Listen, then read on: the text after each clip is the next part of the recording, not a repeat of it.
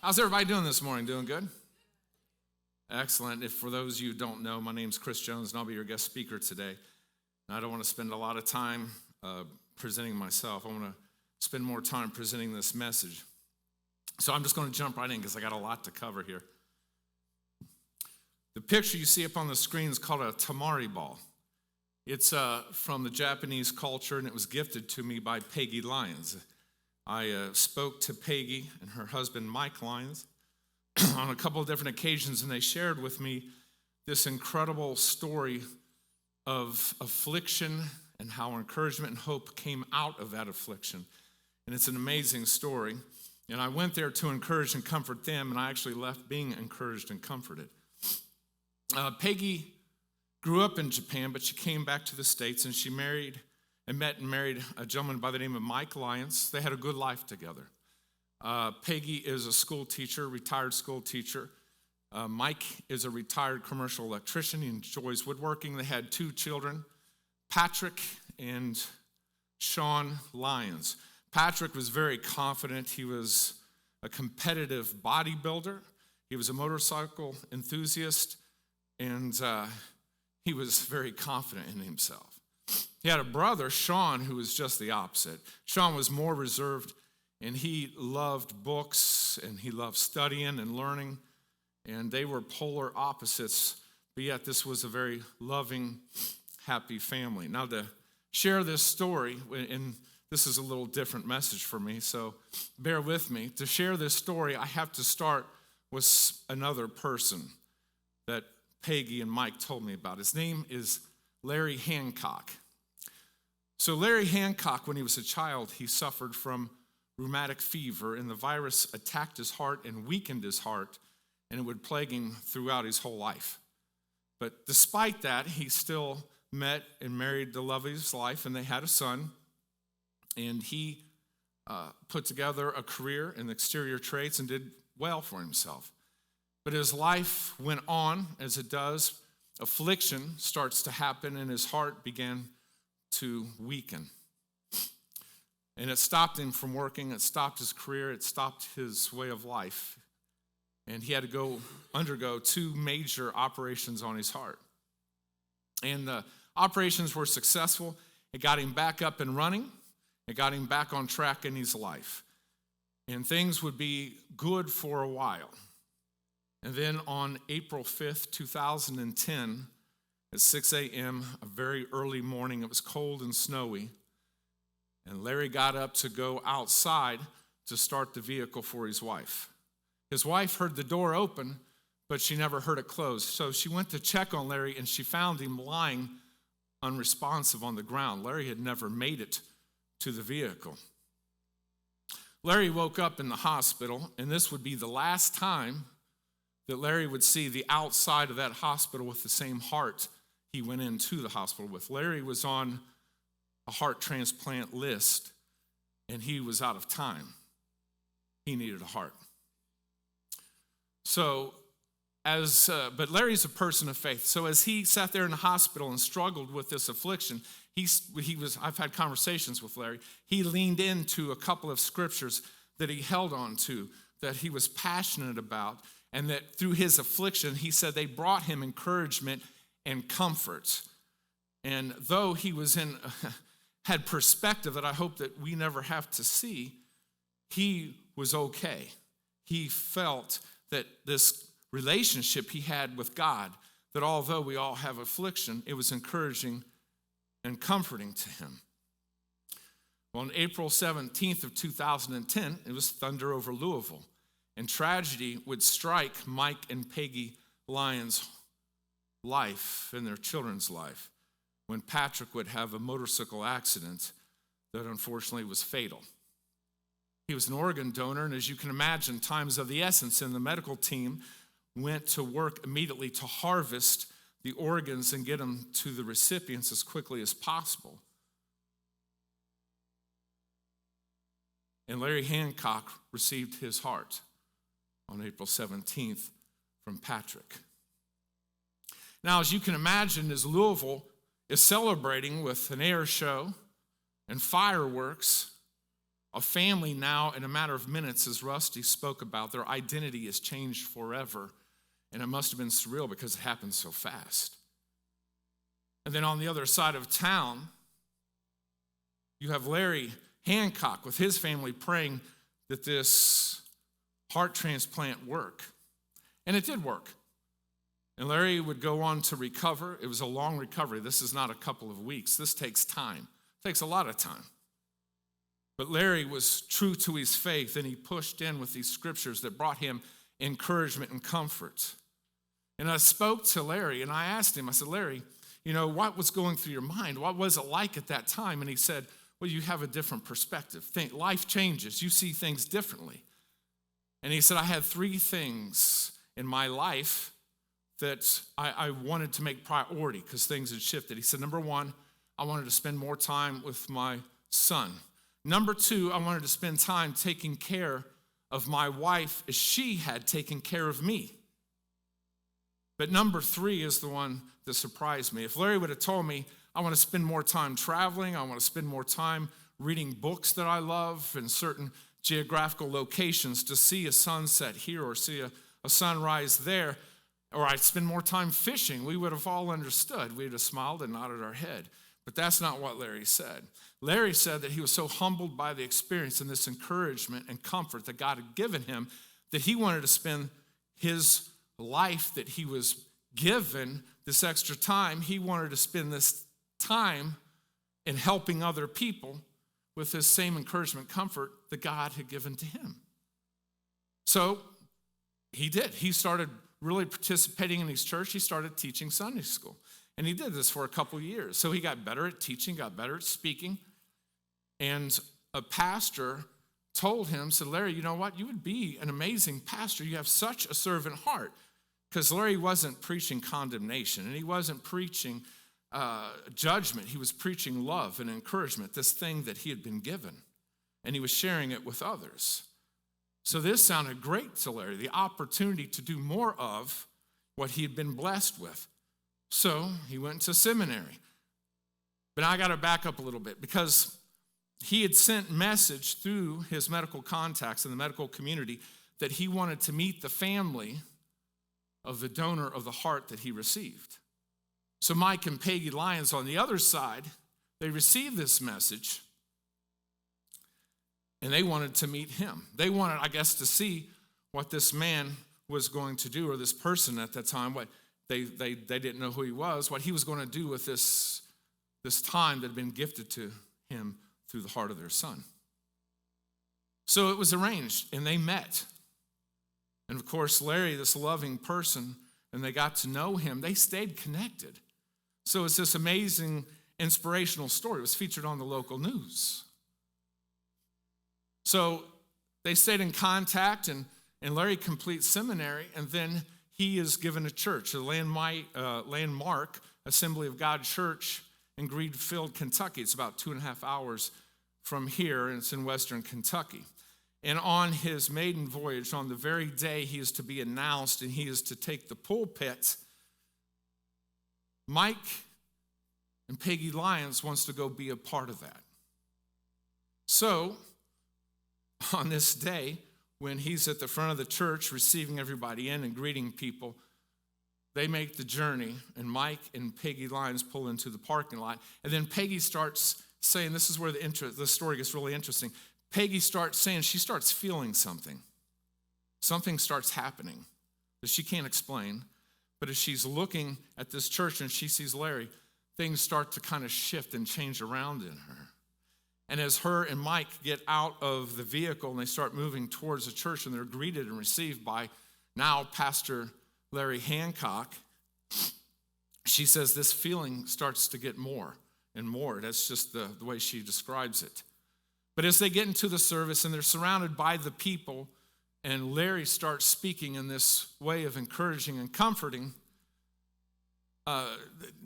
Peggy is a very great communicator. She's a teacher. She speaks multiple languages.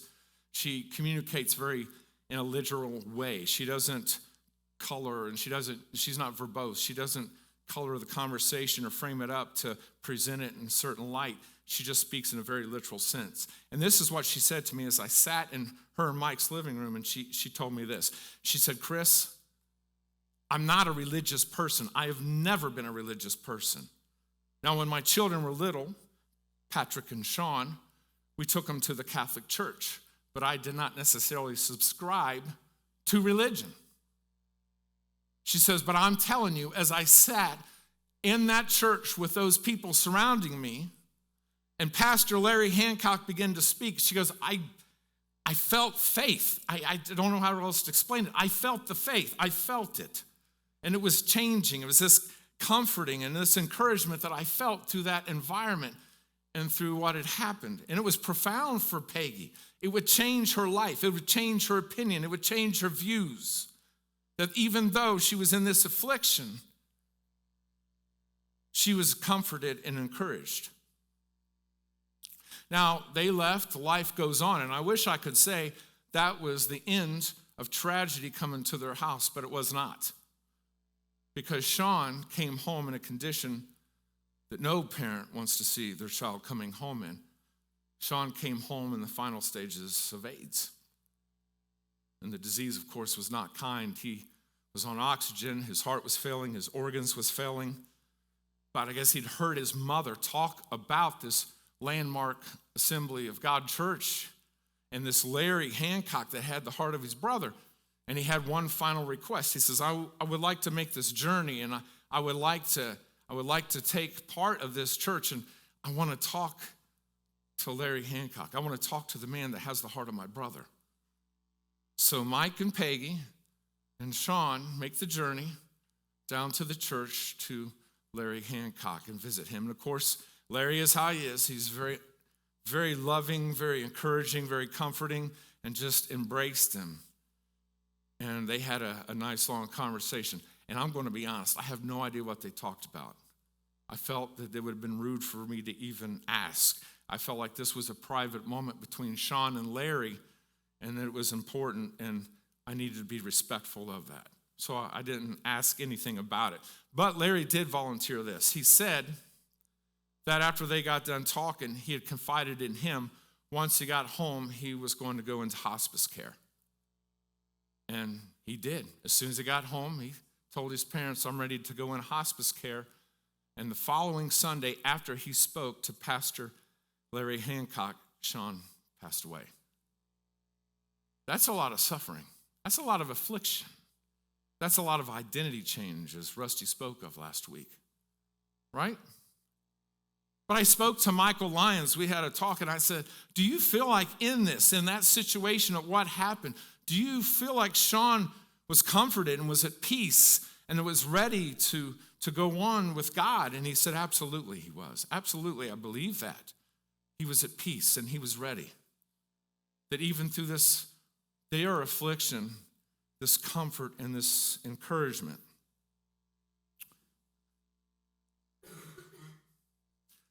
In Luke chapter 8, verses 11 through 15, we recently in the church had a group study, a deep dive of this scripture, and it is where Jesus explains and describes where God is the sower, and he plants Jesus, the word, the seed, in the earth. And Jesus speaks of how we are to receive him, and he speaks of the different ways that you can receive him and not be fruitful. But there is one way that he says that you receive him, and basically his commandment, his word, his logos, he is logos, and receive him. And he says it's into your heart. That he says the good ground, the good soil is a good heart that's made itself ready. And then he uses this verbiage of through steadfastness, patience, and endurance, that you would bear fruit with patience. What kind of fruit? The same kind of fruit Jesus bore. But he uses this word heart. That's nearly 2,000 years ago, and language changes, words change, they become different things and they have different meaning. So I think it's really important in context to understand how Jesus presented, how we receive this word into our heart. In Koine Greek, the original definition for this word I've got on the screen, cardia, is a physical heart. Now in spiritual context, as Jesus is presenting it, it means this. It means your essence. It means your core. It means your moral compass. It means your mind. It means how you choose. It is how you choose. It is you. It is your essence. It is who you are. It is defined as how you choose. That is your heart. What's glaringly missing in the definition is the word emotions. In this word cardia, emotions are not covered in the scope of the definition. That's a whole different word. Actually, in this, Jesus warned in 8:13 about receiving his word into an emotional place and that you would fall away, that you would have to do it and bring him into your center of who you are in your cardia. I mean, if you don't get nothing else from me in this message, even if you don't subscribe to the Bible or Jesus, hear this, that anybody who uses their emotions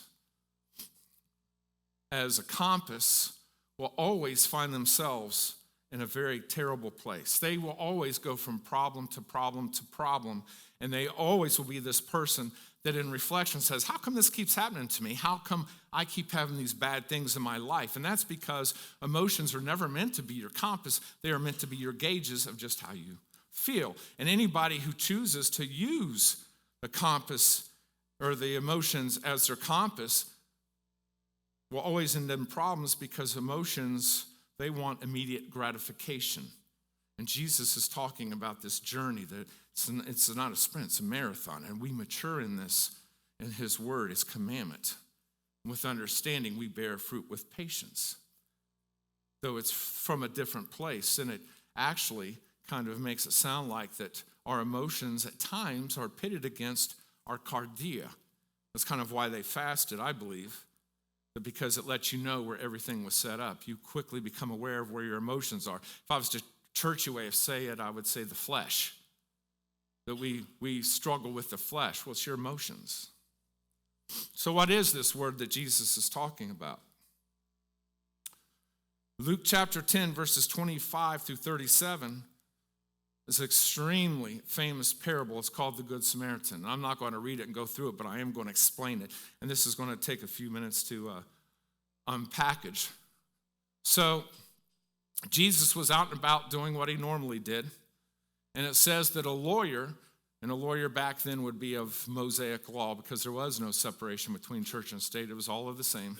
Even though they were under Roman occupation, they still were allowed to live within their law. So it says that a lawyer stood up and he meant to put Jesus to the test. And he said, "Teacher, how do I inherit eternal life?" And Jesus said this, "How do you read it?" So it's a manual. It's God with us. He knows that it's a lawyer, and he knows that he knows. So he asked him, "How do you read it?" And the lawyer responds with this. He says, "To love the Lord your God with all your heart, with all your soul, with all your strength, with all your mind, and to love thy neighbor as thyself." And Jesus simply says, "You're right. Do this and you'll live."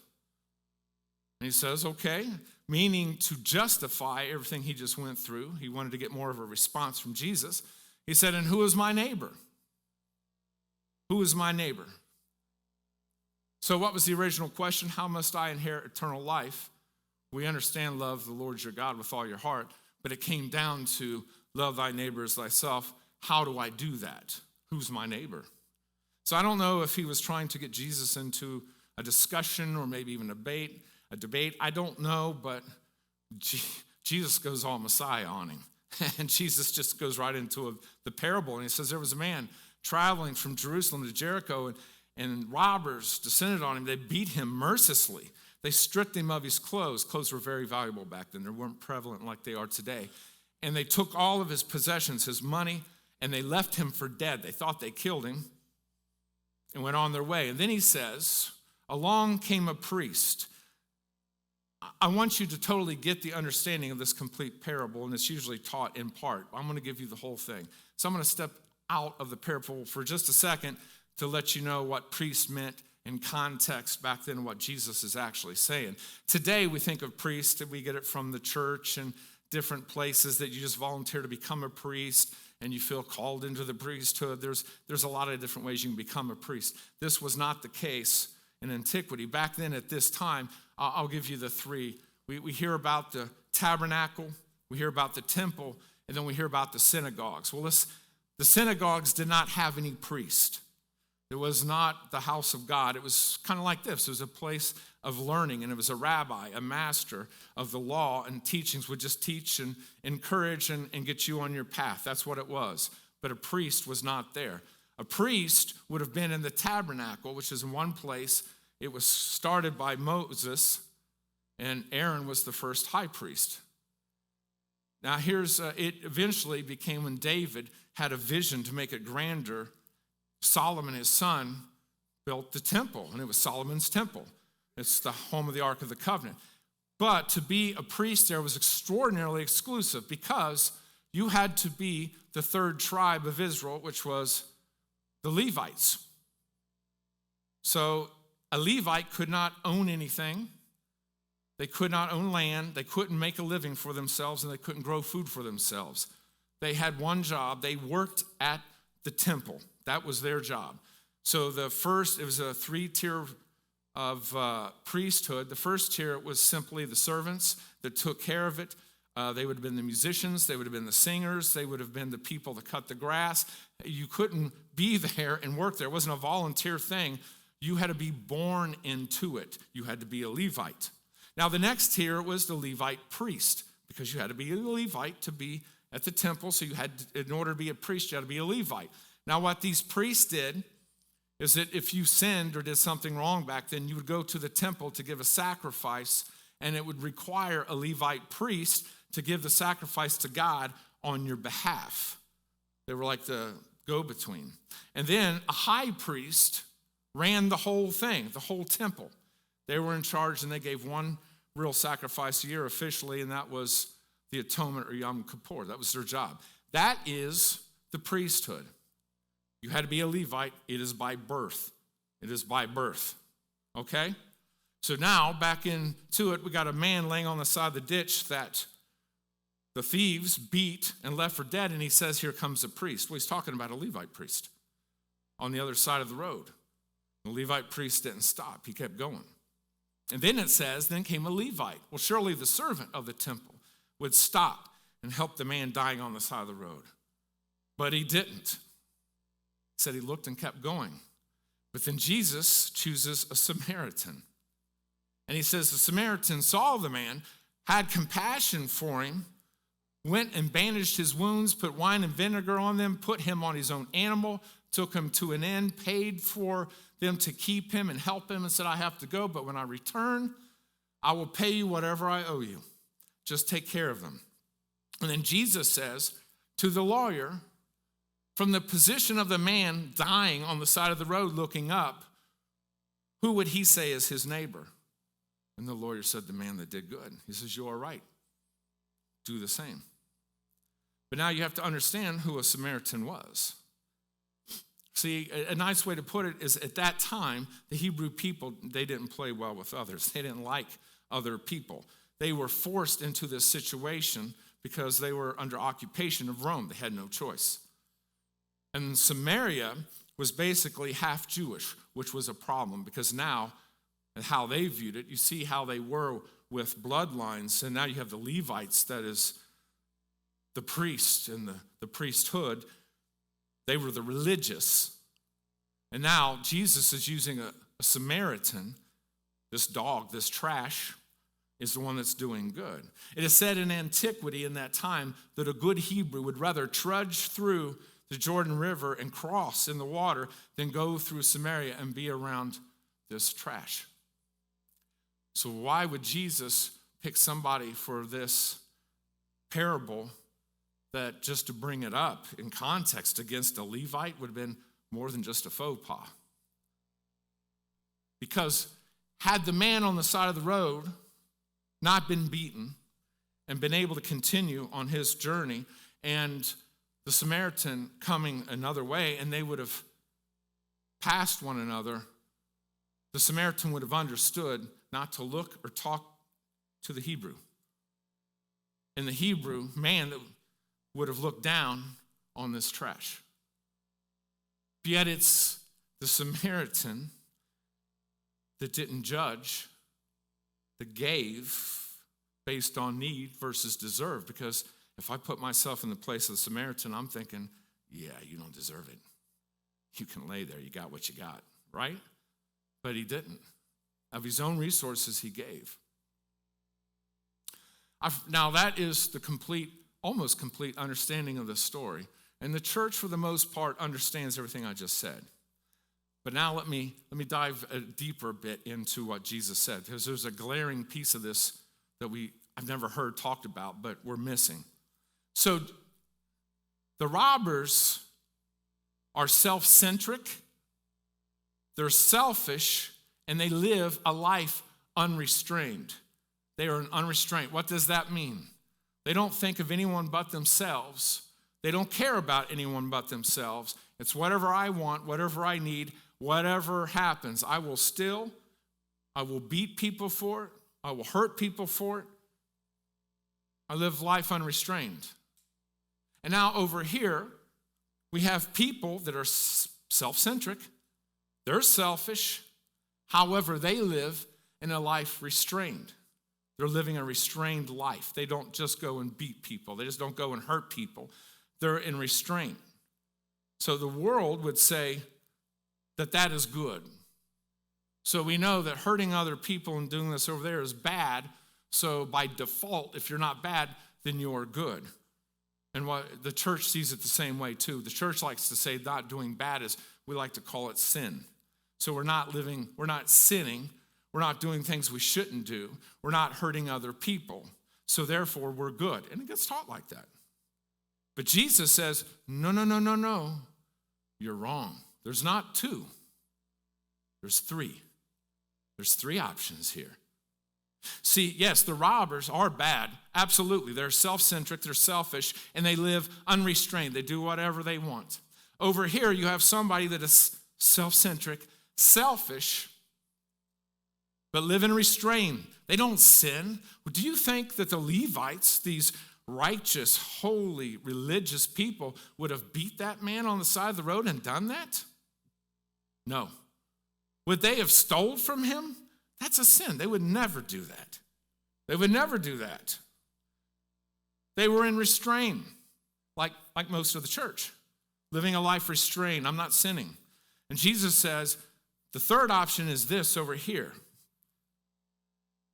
In the moments when he had opportunity to choose and do good, was he self-centric? No. What was centric in his life? The person on the side of the road. Was he selfish? No. He was selfless. I mean, the equivalent was he put him into his own vehicle, drove him to the hospital, and said, I'll pay the bill. Just take care of this person that actually don't like me, but just take care of them. And Jesus said, that's good. That is good. It's not three. Paul says in Ephesians 4:24, he sums it up nicely. He says, let the thief steal no more. In other words, come out of an unrestrained life and work with your hands and make your own resources, your own money. Now we're in a life of restraint. We're not hurting anybody, but we're not doing good for anybody either except ourselves. And then Paul says the strangest thing. He says, for the reason of, or so that you can give to others when they have need. He's repeating what Jesus was saying, that it's three things, not two. It's not good or bad. It's hot, cold, and lukewarm. See, this scripture that's used of love thy neighbor as thyself, it comes from Leviticus 19:18. It's from the Pentateuch. What's that mean? It's from Mosaic law. It's Leviticus. What's Leviticus? As in the Levites. It is the temple. It is their book. To love thy neighbor as thyself. How they were defining it, though, was living in a life of restraint and being religious. Keep in mind, these are the same people that Jesus called out being a den of thieves. Keep in mind, these are the same people that Jesus said, your father is Satan. These people that was living in restraint. These people that was condemning other people for their sins and telling them they needed to be like us, speaking down to them. Those people. Jesus said, don't be like those people. do good. In Galatians 5:14, Paul says this, the whole law, all of it, is fulfilled in this one commandment. You can take the rest of the law and set it to the side and take this one commandment and you'll fulfill it all. And what is it? Love thy neighbor as thyself. Like Jesus said to do it, to be the good neighbor. Selfless, not selfish. Not in a life of restraint, of just simply trying not to sin and not hurt others, being restrained, but be a doer of the word. Do good like Jesus said.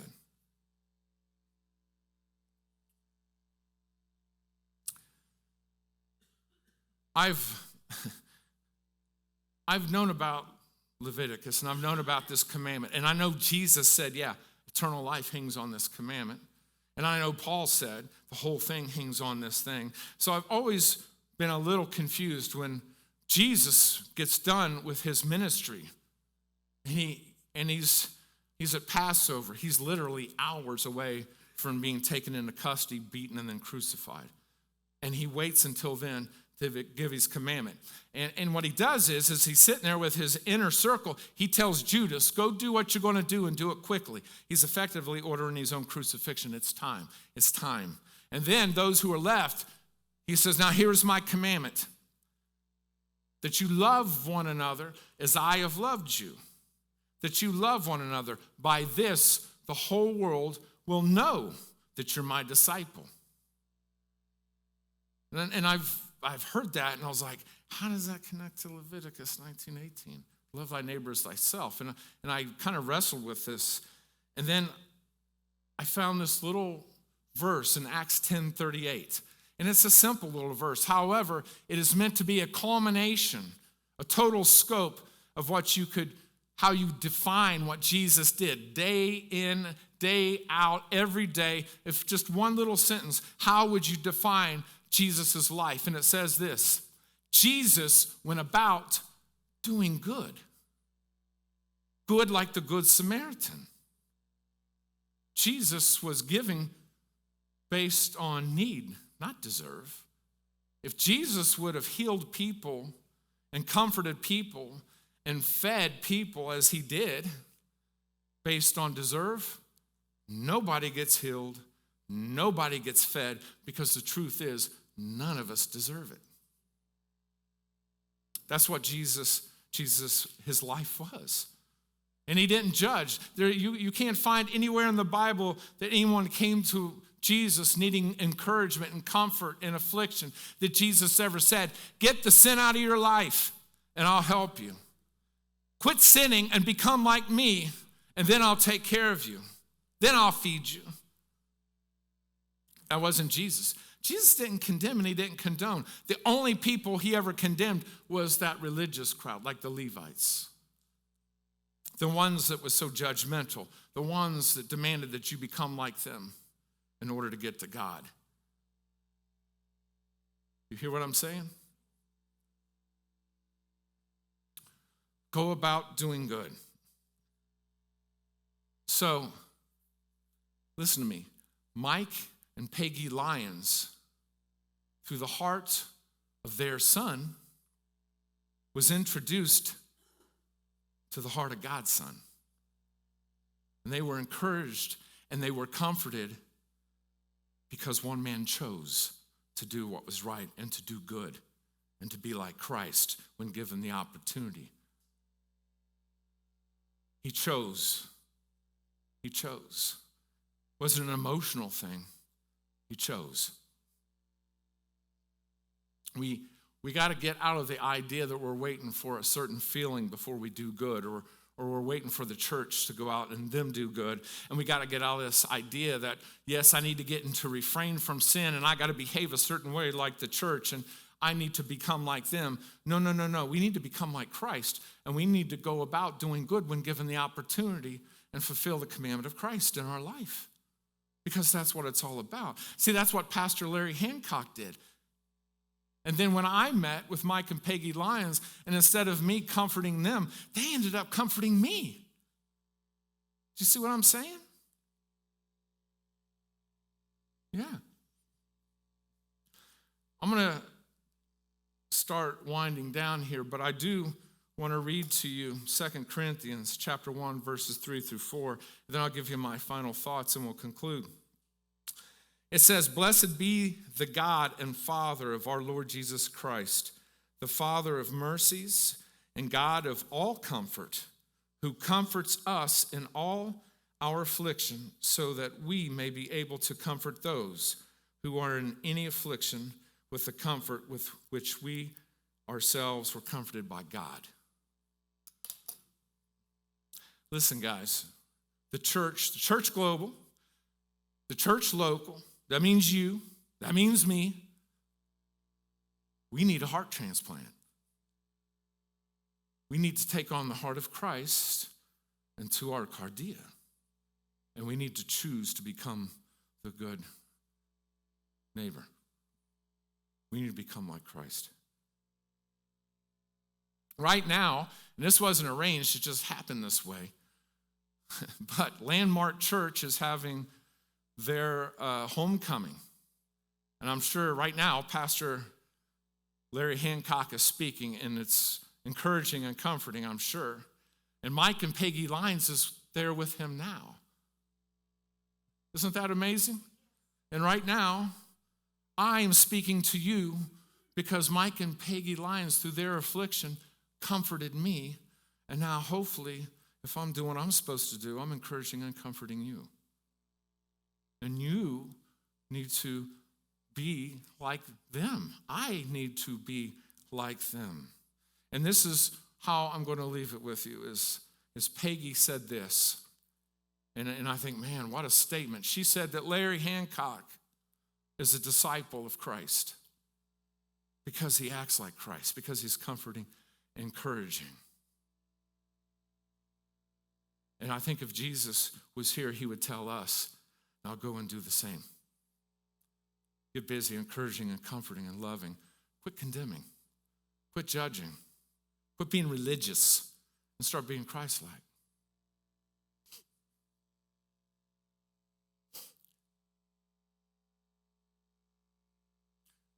Guys, we got to choose. We have to choose. It's not a feeling. It's a choosing. Jesus rolled up his sleeves and he got busy. We get distracted really easy, but I think we need to all prioritize like Pastor Larry Hancock prioritized.